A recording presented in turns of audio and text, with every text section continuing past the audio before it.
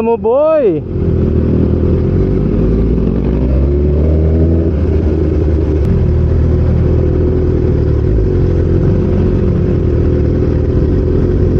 Ito yung mga feeling magaling magmotor pero sobrang hina sa singitan eh.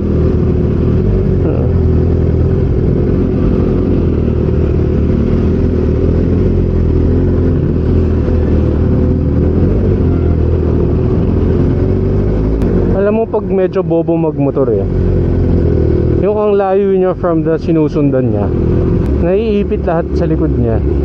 Itong nasa harapan, itong nasa harap ko, medyo bopols eh. Yan, putang ina mo, buti na lang umalis ka na.